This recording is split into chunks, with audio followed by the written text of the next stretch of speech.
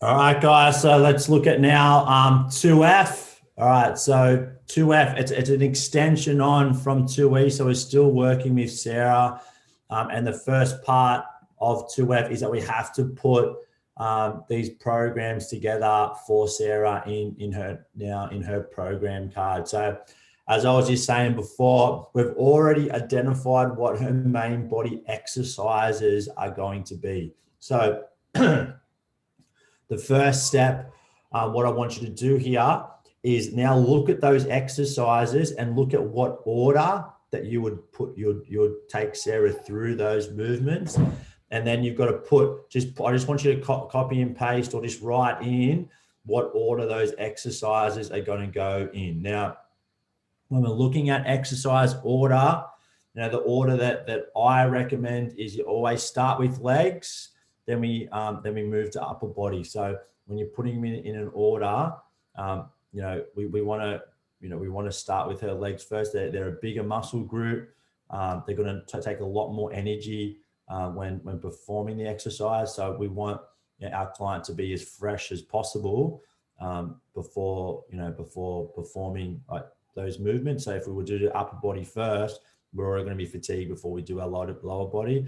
But also too, guys, we hold it like when we're doing lower body exercises, we hold a natural testosterone, which is like a natural steroid in our big muscle groups. Our quadriceps, obviously the biggest muscle group in our body. So by doing lower body movements first, we're going to promote that testosterone through our bodies, which is going to help us lift more and get stronger. And if Sarah's goal is to get stronger by doing legs first, he's going to help that. So to start off with, guys, mate, let's just copy and put in the order that we're going to do those exercises.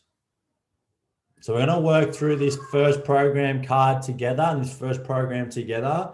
But then I want you to do the second one by yourself. So once we've put those exercises in for session one, then we'll keep going along, and we'll do the warm up together, and we'll look at the sets and reps and everything, and then the cool down. But then I want you to do session two by yourself. All right, so let's look at our warm up now, guys. So with our warm up, in this program card, there's given us room to do five exercises for our warm up.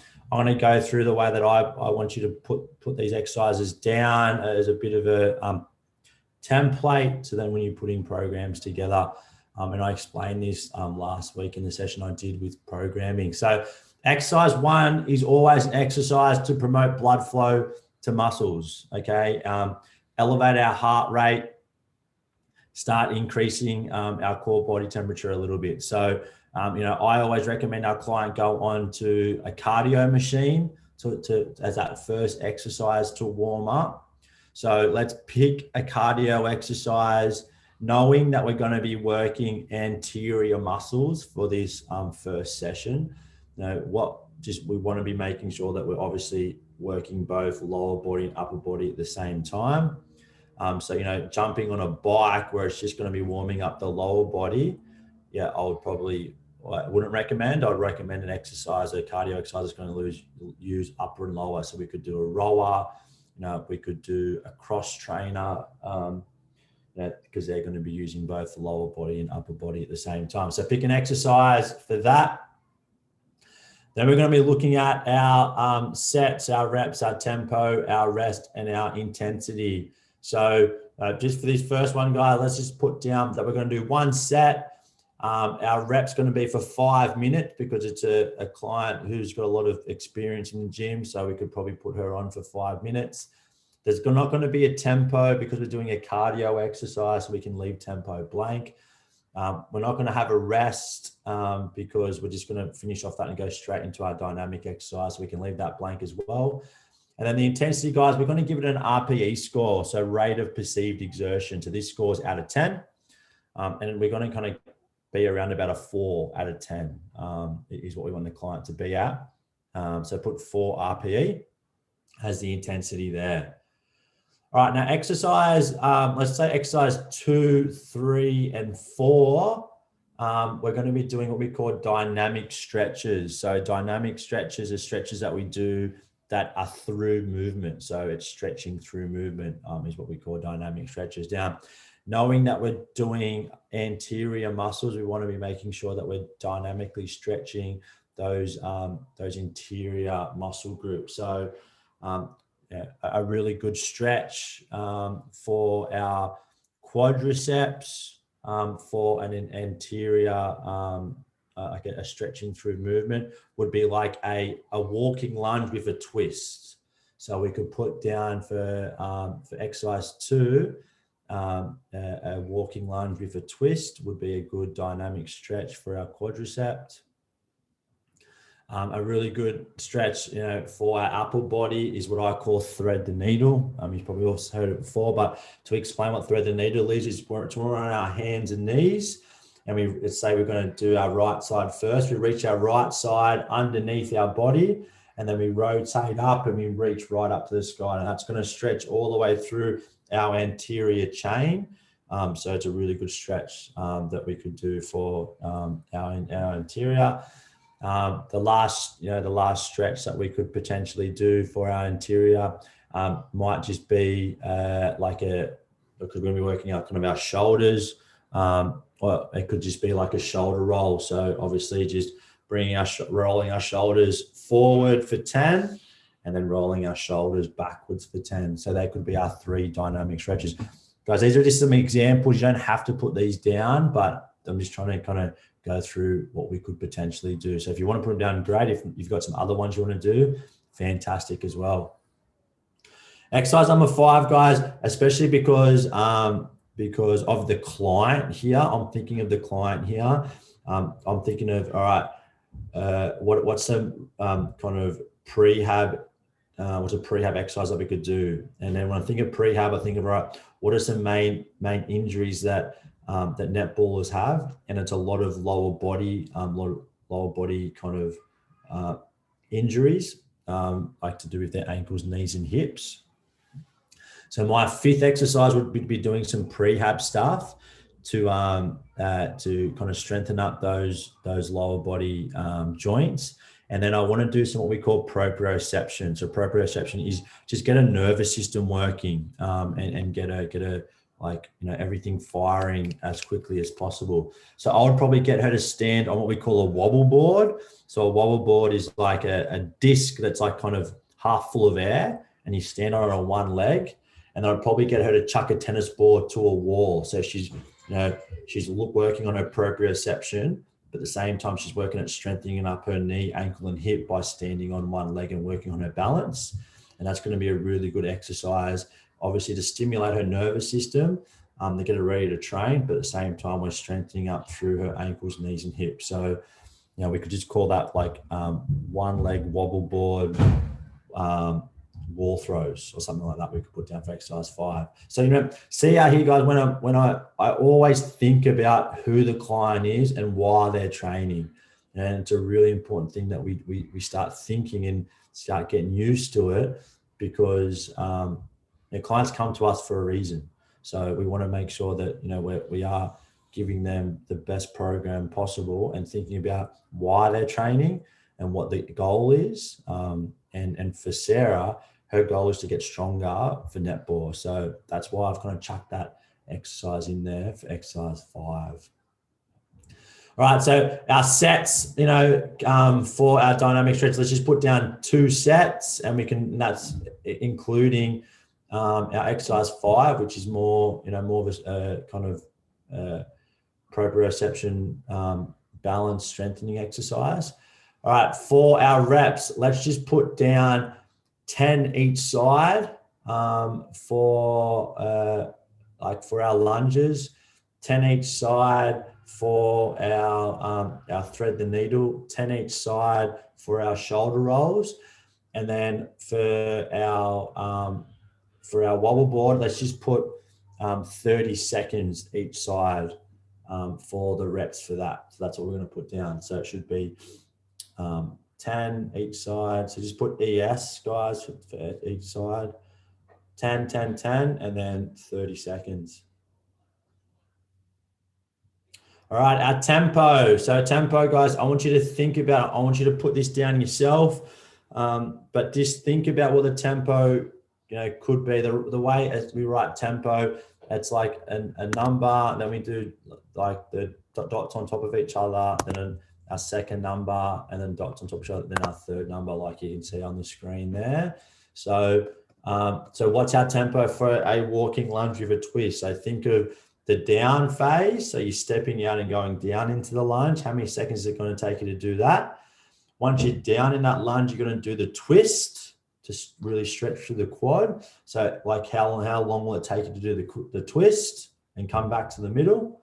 And then the up phase, standing up from that lunge before we swap legs. So they're the three numbers that you have to think about. So, role play that through your head. Think about how long it's going to take you to get down, how long it's going to take you to do the twist, how long will it take you to come back up again. So, there's no right or wrong, but I want you to think about that in your mind and put those three numbers down. The second one, we thread the needle. Again, if we're going to start with our right arm first, imagine if our right arm's already, in between, and we're already stretching in between our left body, underneath our body. So the first number is the rotation up. The second number is how long we're going to hold that stretch for up there. And then the third number is us coming back down to that starting point with our arm, in between our body, underneath our body there. So that's the second one. Our third one with our rolled shoulders, look guys, there's not really a tempo there because it's a constant movement. So we'll just leave that tempo blank. You don't need to put a tempo for that.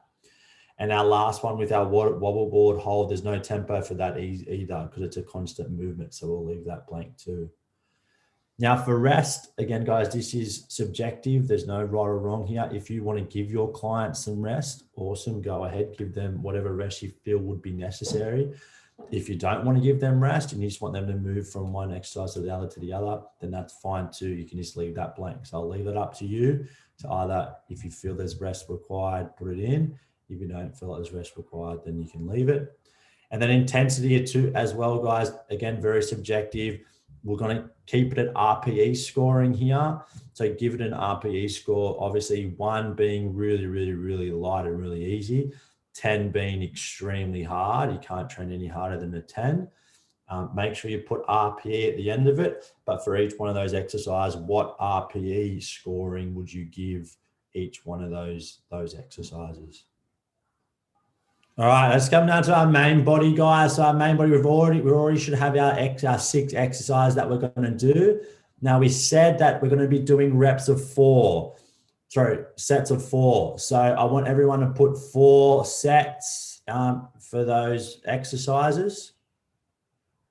All right, now our rep range, we said that we're going to be doing between 6 to 8 reps. Now, one of the things that I spoke about last week when we're doing programming is what we call rep variation. So something that's really common in programming now and makes programming for the client who's doing the program a lot more enjoyable, a lot more engaging, and to what I highly recommend when you're putting programs together, because clients expect it now. So what I mean by rep variation is we don't just put on the screen, as you can see, 4 sets of 8.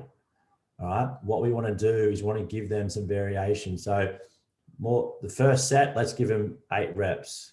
The second set, let's drop down to 6 reps. The third set, we're going to go back to 8. And then the last one, we're going to finish on 6. So that could be a rep variation that you could potentially do. So first set's 8, second set's 6, third set's 8, last one's 6. You could also go something like 8, 7, 6, 8. That could be another rep variation. There is no wrong or right rep variation, guys, but we want to in this program give Sarah, especially because she's an advanced trainer, she would definitely expect rep variation in her program. So make sure we put rep variation into her program. So obviously, because there's 4 sets, that's why we've got the 4 different variations there, because it's for each set. So if she only had 3, then obviously would only put 3 variations there. So I don't care what your variations are, guys. Think of the exercises that you're doing. We're all doing different exercises. So think about, all right, what with the exercise I'm doing, what is the variation that I would have, with that exercise? So put that down. With the tempo, we spoke about tempo, in that first session that we did today. And with strength, our tempo should be a 2-1-1. So that's our recommended tempo for strength training. So we can put 2-1-1 for all those exercises. So make sure that's our tempo that we work on. 90 seconds rest is what we recommend. So we want to put that down. And then for intensity, we're going to look at, again, between 80 to 90% of her 1RM. And this is really going to be gauged off her reps. So again, let's just go back. If I had 8, 6, 6, 8, so her intensity, I would say, okay, for the first one of 8 is going to be at 80% because it's the lowest that it can be for strength. When we go down to 6, we're going to make her push to 85%. Then her second set of 6, that's going to be her really big effort working set. So we're going to push her to 90%. And then to finish off with 8, I'm going to put it back to 85%. And then just make sure we have 1 RM after each one, so we know it's very clear on what we're talking about. All right, so that's how I would gauge her intensity, and we can see here that follows depending on what her reps that she's her reps that we've indicated to her. That kind of the intensity follows those rep ranges. So we want to do that for each exercise, guys. So we can go through that now. If you need any questions answered to make that a little more clearer, fire away. If not, let's kind of bang that out for each one of our exercises. All right, guys, so we're all got the hang of that. I know you haven't finished that, but that's cool. I'm just conscious of time, guys. So let's just quickly, I just want to go through the cool down and flexibility. So we know what we have to put there, and the rest of the program, and then we can kind of finish this off.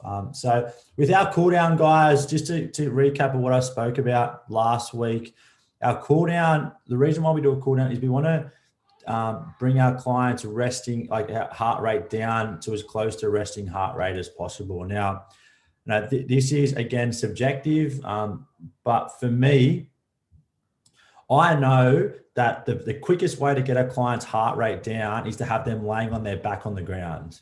So if we lay on our back on the ground, naturally our body, it pulls our blood. So it just levels our blood out, and our heart doesn't have to work as hard to pump blood around the body. So it'll naturally slow right down. And, that's why when we're asleep of a night time, that's why we get the lowest resting heart rate of a night, because we are laying down and our body is pulled out. So for me, if I'm trying to get our client's heart rate down, I'm going to have them, I want them laying on their back because I know that's the best way to do it. So whilst you're laying on your back, I get my clients to do core. So I always finish off a session with core exercises where the client is laying on their back on the ground. And that's just my thing that I do. If you have your own way you want to cool your client down, that's fantastic. But it's the principle of a cool down is to bring the resting heart rate down. So just for this example, guys, just for this program, I do want you to do some core exercises, and I'll help you fill those out. So let's think of some core exercises where you're laying on your back. First one, that I like doing, it's just called like rollout. So if you're laying on your back, hands beside on your side, you're going to bring your knees to your chest, and then you're going to bring your legs out in front of you so they're 6 inches off the ground. So I call that like our rollouts. So that's a really cool core exercise to do. Second exercise is then after we do a set of those, we bring our legs so they're facing up to the ceiling. And we're going to be now pushing our hips up. So our hips come off the ground, our legs go up to the sky, and then we bring them back down again. Now that for what I call is a reverse crunch. So We do a reverse crunch, but we're pushing our legs up to the sky and back down, getting our hips off the ground. And then the third exercise that I would do is I call it clockwork. And that's with our legs straight up in the air to work, our obliques. We're going to bring our legs across. Think of that you're like a clock. You're going to bring it across to 10 o'clock. And then you're going to come across to 2 o'clock. So 10 o'clock, 2 o'clock, and you're kind of bringing your legs across your body.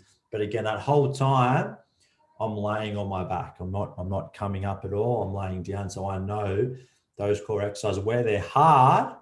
Don't get me wrong, they are hard, especially if you do a lot of reps of them. Yet our body, our heart rate is going to slow right down because we're in that laying down position. So now I normally do 2 rounds of those. I do 10 each side of those. With our tempo, depending on the exercise, but just think of, if you're thinking of that first one, our rollouts, how long does it take you to bring your legs out straight in front of you? How long would you pause and hold that there for? And how long would you bring it in? So for me, I would say 2 seconds out, 1 second pause, 2 seconds back. And that's what my tempo would be for that movement.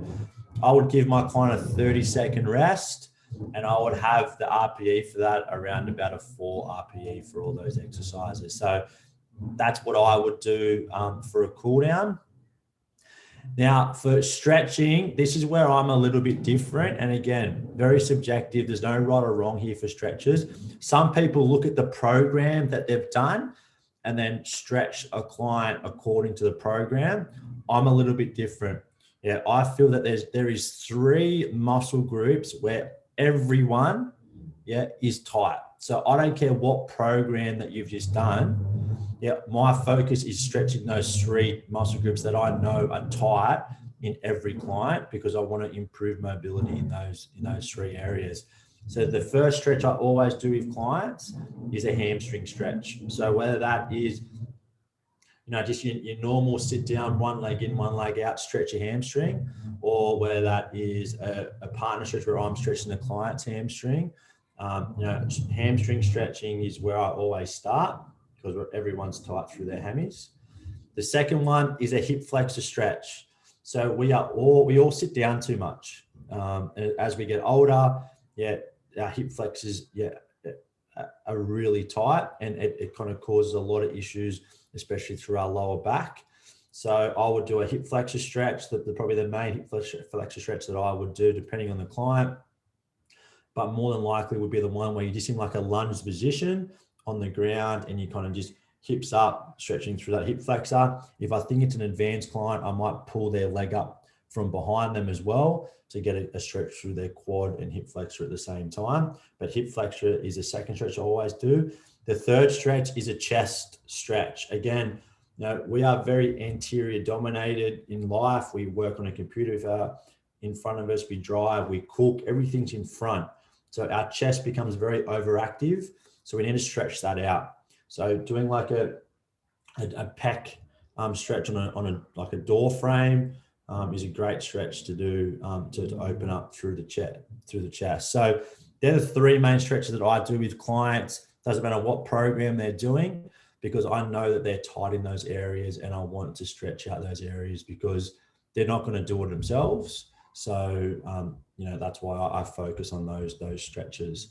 So we would put down 2 sets of each one of those stretches. Minimum of 30 seconds for a static stretch to be effective. But if you've got the time and you can do it for hold the stretch for a minute and a half, 2 minutes, fantastic. But 30 seconds would be the minimum. And then you don't need to put anything else, guys. You don't need to put the tempo, the rest, or the intensity for stretches. You can just leave those last 3 columns blank. So once we've done all this, guys, you do have to come up to the top of the program card. You have to put in all the equipment that you're going to need, and that includes things like a mat, for if you're doing stretches or whatever. If you're doing stuff on cardio machines, you need to put down obviously that cardio machine that you're doing.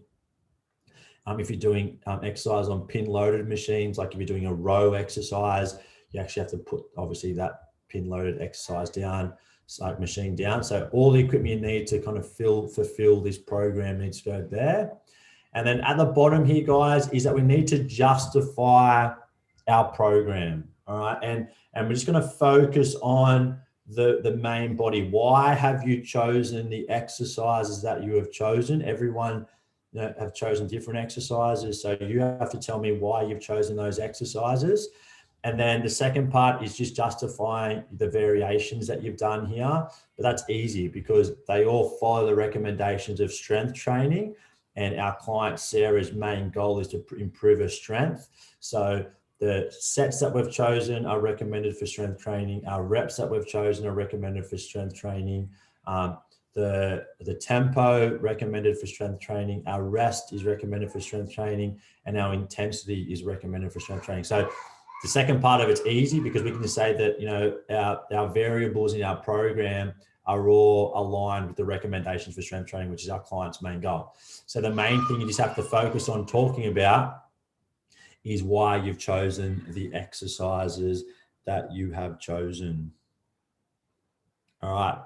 What I'm going to do, guys, I'm going to put us into a breakout room. I'm going to go into each breakout room one by one, and I'm just going to have a quick chat to each of you. Just make sure you really understand programming. If you have any questions you want to ask me one-on-one, we can kind of go through that together now.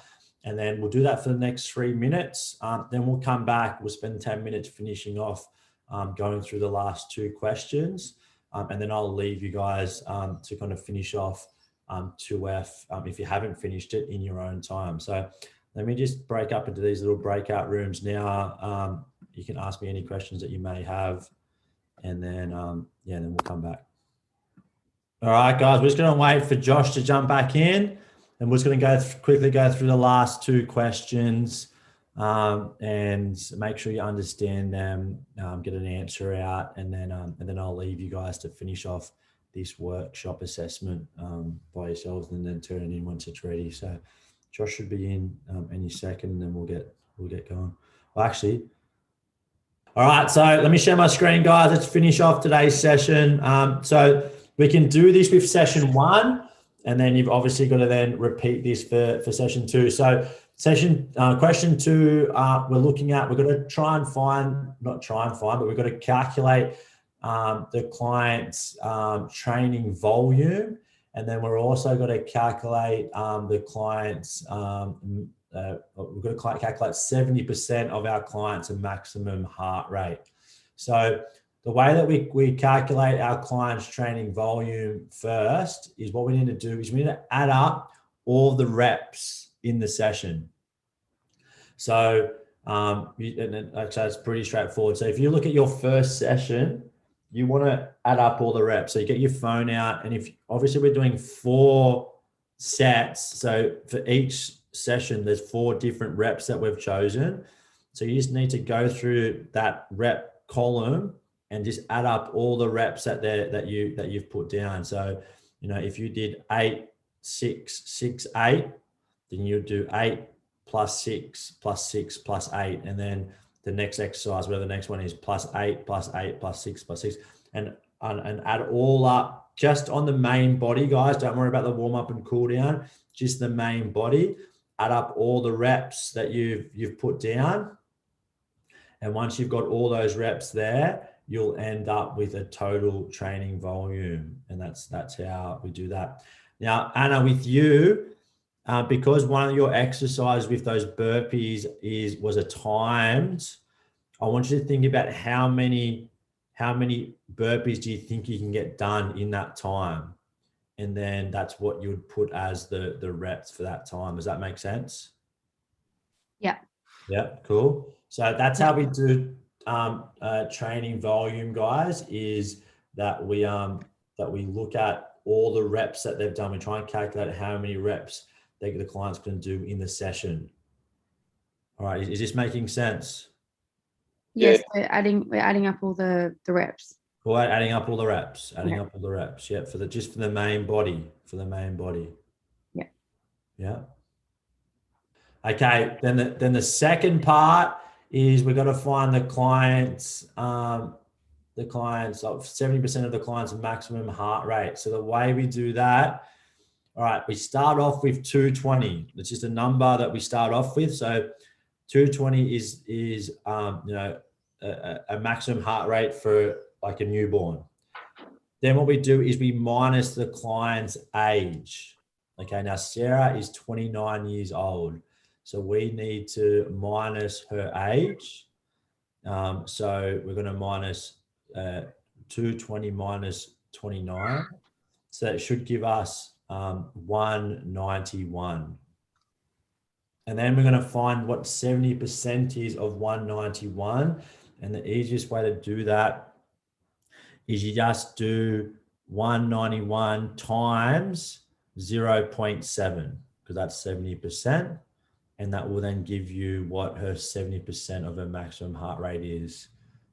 So then you can write that down, whatever that number is. Can you repeat that, please, Dylan? Just one more time, please. Yeah. So 220 is the maximum heart rate for a newborn. All right. So we always start with 220. And then we minus the client's age. So Sarah is 29 years old. So we will do 220 minus 29. And that gives us 191. So then we're going to find out 70% of 191. So the easiest way to do that is 191 times 0.7. And then that will give us her 70% of her maximum heart rate as a number. All right, and the last question for today, guys, and we've gone a little bit over today's session, so I do apologize about that, but let's just finish off. So last question for this workshop, it says, in order to achieve clients' goals, programs and plans often require a reevaluation process at appropriate intervals. Identify when you feel Sarah's program should be reevaluated and explain how you would monitor her progress. So with a client like Sarah, that we just call a general population client, she's an athlete, so she's quite savvy as well. I would reevaluate her program every 4 to 6 weeks, and that would align with fitness testing. So after 4 to 6 weeks, I would do fitness testing with Sarah, and her program would be adjusted, depending on what results she gets in her fitness testing, because her fitness testing will show, if the program is working or not.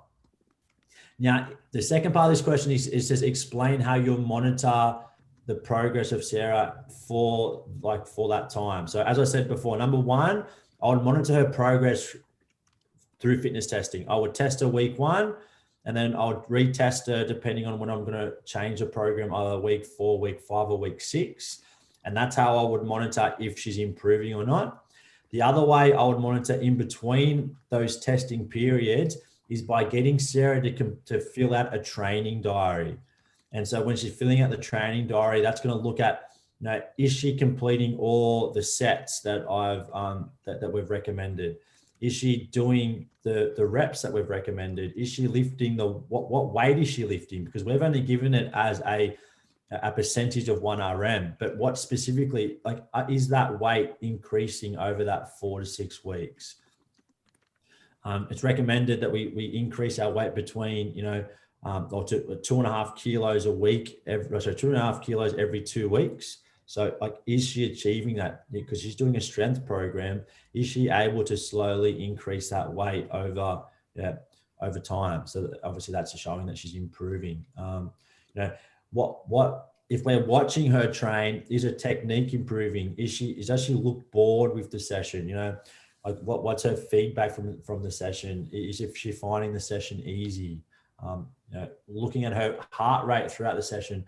At the start, was it really high, and now it's quite low? So she's finding the session easier and the intensity easier. So these are all the things that we could look at and monitor her throughout the 4 to 6 weeks in a training diary, to kind of look at when this program needs to be changed. So for this last question, guys, as I just said, we would evaluate the program every 4 to 6 weeks, and that evaluation would align with fitness testing.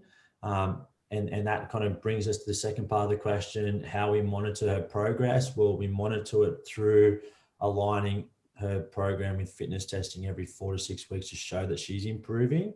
But in between there, doing stuff like getting her to record the weight that she's lifting, getting her to record her intensity levels, her RPE score after each session, watching her obviously do the session, and looking at the way that her body language is throughout the session, getting her to potentially wear a heart rate monitor and look at her heart rate throughout and how that's decreasing over the 4 to 6 weeks. These are all some great ways that we can monitor her progress throughout the 4 to 6 weeks and make sure that, you know, she is improving over time. Does that make sense, guys? Yeah, all good. All good. All good. Perfect. All right, and that's our session done, guys. So thanks for jumping on today. You do have a little bit more work you have to get through this last workshop. So if you can please get that done, and then hand that in once you're finished. But we're doing really well. That's the end of all our workshops for module 2. So next week we're going to move into case studies, which is going to be, you know, taking what we've been doing and putting it into in a kind of a real life setting in a way. So yeah, guys, make sure you jump in for next week. But overall, guys, I'm really impressed with how everyone's going. You guys are doing fantastic. So please keep up the effort, and yeah, we'll chat to you next week. Sweet. Sweet. Thank you. Awesome. See you guys. Have a good Thanks, weekend. bro. Thank you very much. Yeah. Thanks.